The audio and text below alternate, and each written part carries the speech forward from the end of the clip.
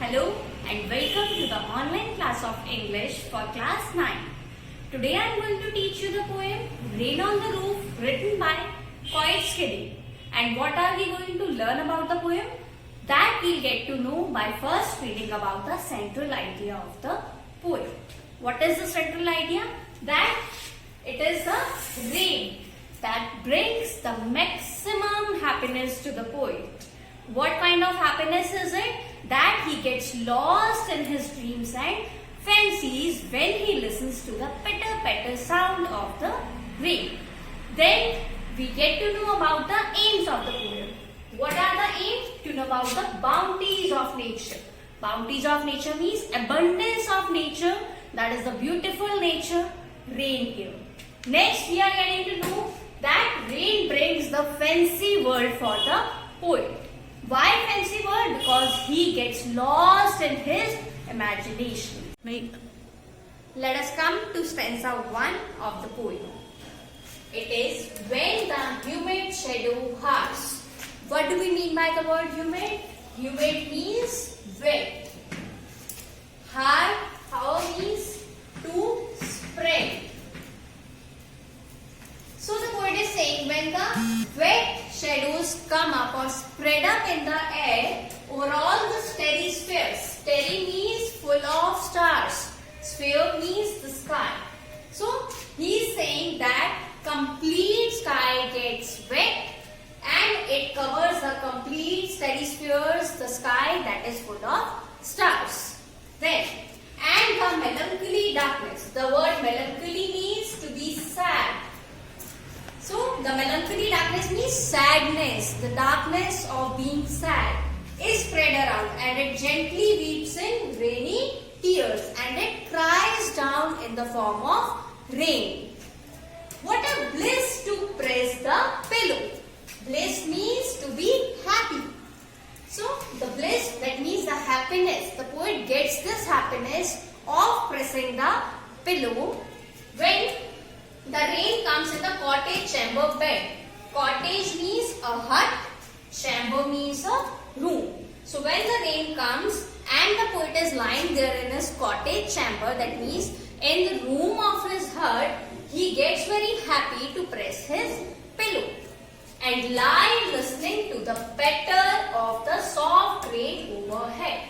Now, patter is a sound of the raindrops. So when these raindrops fall down on overhead, that means on the roof of the hut, the poet gets very happy. Let us know about the poetic devices now. As you can notice that in the very first line, H is being repeated. So alliteration is the poetic device used here. Again, in the second line, S is being repeated. Then we can also notice that cottage chamber, C is being repeated. Then here, lie listening, N is being repeated, right? So alliteration is the poetic device used here. Moreover, imagery is also used. That is melancholy darkness. Then rainy tears. So we can make an image of these things in our mind. Moreover, in rainy tears, personification is also the poetic device used. How? Because tears are the human emotions, right? But here the rain is crying. That is, tears are coming out of the rain in the form of rain, right? So I hope this stanza is clear to you. Also notice the rhyme scheme of the poem. Do notice it. That is A, B, C, B, D, E, F and E. So do notice it that what are the words that are in a rhyme. Spheres and tears are in rhyme and bed and overhead are in rhyme and the rest are not. So accordingly the rhyme scheme is given here. Now let's come to stanza 2 of the poem. That is, every tinkle on the shingles has an echo in the heart. Every tinkle here is the sound, right? That is the sound of the raindrop.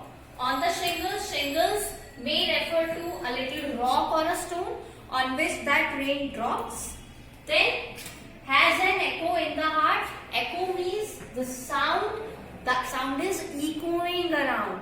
right? In the heart. That means it touches, the sound of the rain touches or goes into the heart of the poet. And 1,000 dreamy fancies into busy being start. 1,000 dreamy fancies, fancies means imagination. That means into the busy mind of the poet, thousands of dreams or imaginations start waking up. Then 1,000 recollections. Recollections means memories. Weave their air threads into woof. Air threads into woof, that means to weave something. He is weaving those recollections or the memories of someone in his imagination while he listens to the drops of the rain.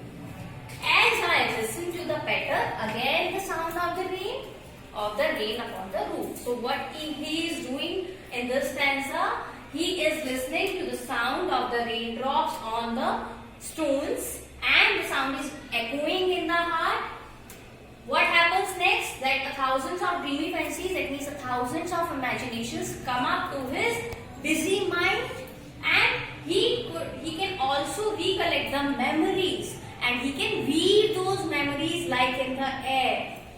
And then he listens to the patter of the rain that drops down on the roof. Talking about the poetic devices now, we can notice here in busy being, he is being repeated.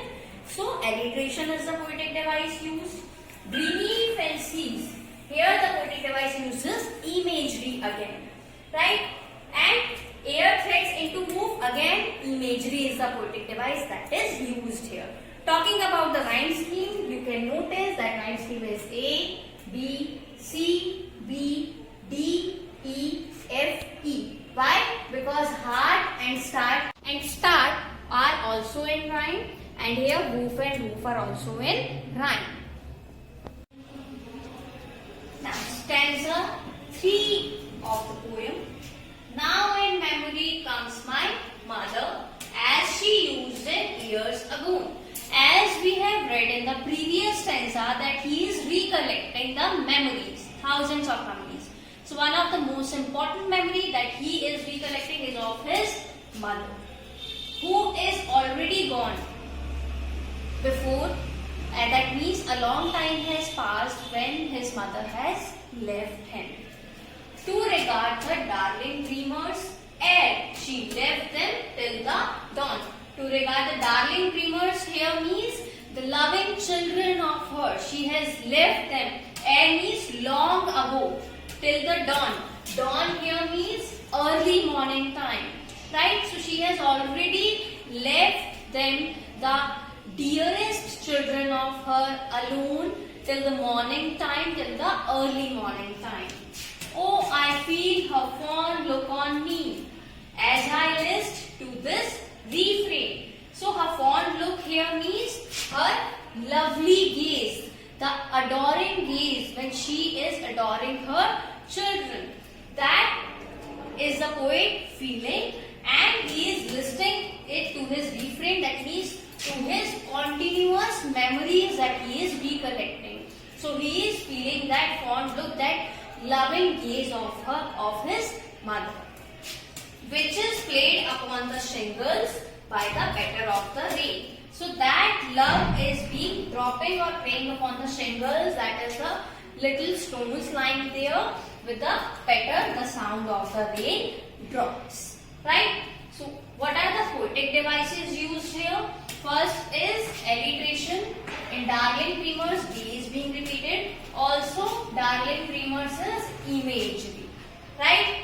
Then we are talking about refrain here. That means that he is recollecting the memories. In his continuous memories, he is recollecting basically the memory of his mother, right? And when we come to the rhyme scheme of the poem, again the rhyme scheme is same as the previous stanzas. A, B, C, B, D, E, F, E. That means upon and here dawn are in rhyme, then refrain and rain are in rhyme. So I hope the poem is clear to you. All the three stanzas are clear to you, and yes, do refer refer to the ERP assignments that are uploaded and also the PPTs and YouTube videos. Thank you. Have a nice day.